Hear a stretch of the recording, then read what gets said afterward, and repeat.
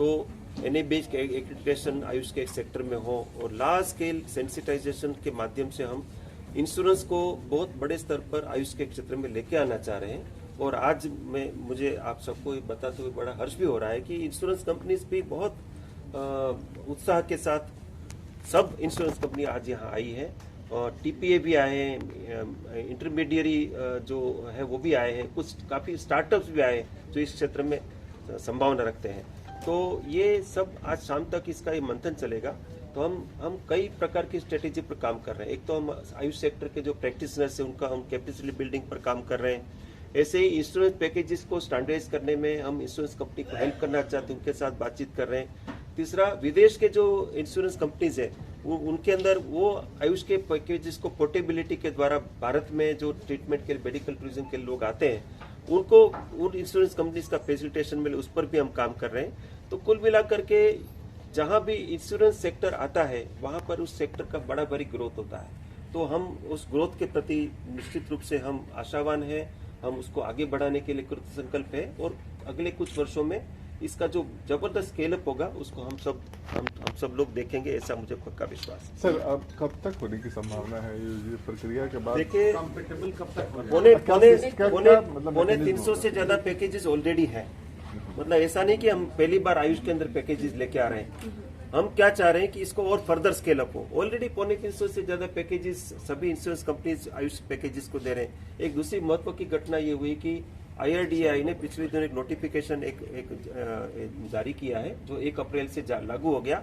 उसमें उन्होंने expressly insurance companies को एडवाइस दिया है कि कोई भी हेल्थ के लिए कोई पैकेज हो उसमें आयुष और बाकी कन्वेंशनल हेल्थ सिस्टम का कोई डिस्क्रिमिनेशन नहीं होना चाहिए।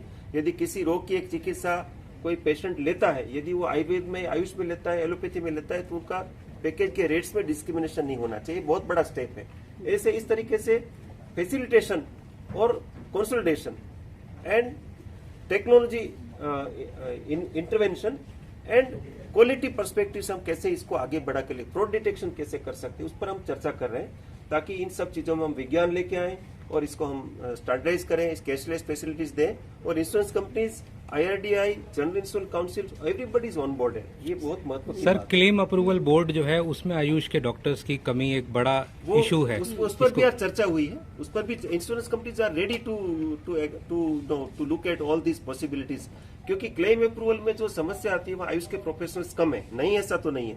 तो हमारा रिकमेंडेशन इंश्योरेंस कंपनीज को ये है, हमने अभी चर्चा भी करी कि वो अपने क्लेम अप्रूवल बोर्ड में आयुष के एक्सपर्ट्स को भी लेकर आए ताकि वो समझें। लेकिन आयुष के चिकित्सकों के लिए भी हम लोगों ने ये कहा कि आप भी अपने स्टैंडर्ड ट्रीटमेंट गाइडलाइन को फॉलो करें ताकि कोई वेग एरिया न हो और इंश्योरेंस का फैसिलिटेशन हो। और मुझे पक्का विश्वास है कि आज के दिन का जो मंथन है ये it is not just sensitization, it is more of a facilitation, talking to each other. सब लोग एक साथ बैठ करके मंथन कर रहे हैं, उसमें से बहुत बड़ा नवनीत निकलेगा, ऐसा मुझे पक्का विश्वास है। सर, यूनियन हेल्थ मिनिस्ट्री एक अलग से क्लेम पोर्टल बना रही है जिससे कि उसके साथ हम ऑन बोर्ड एक में आपको अच्छा किया आपने कि यूनियन हेल्थ मिनिस्ट्री के साथ आयुष का बड़ा भारी कन्वर्जेंस है। हम लोग लगातार समय समय पर मिलकर दोनों यूनियन मिनिस्टर के चेयरमैनशिप में हम लोग बैठते हैं, अलग अलग बिंदु पर मंथन करते हैं और कन्वर्जेंस करते हैं। उसमें एक विषय ये भी है और प्रधानमंत्री जन आरोग्य योजना में भी आयुष के पैकेजेस का इंक्लूजन का काम भी अपने अंतिम चरण में, वो भी थोड़े दिनों में हो जाएगा। ऐसे नए नए काम करें, जैसे DGHS के अंदर एक आयुष वर्टिकल अभी कैबिनेट ने अप्रूव किया। वो DGHS office government of India के हेल्थ मिनिस्ट्री का है, लेकिन उसके अंदर आयुष वर्टिकल भी अभी क्रिएट हुआ है और इस आयुष वर्टिकल ने स्टैंडर्ड ट्रीटमेंट गाइडलाइन बनाने का कार्य प्रारंभ किया है। सर, एक आप BIS और बाकी के साथ मिलके एक BIS का ये भी आपने अच्छा ध्यान दिलाया।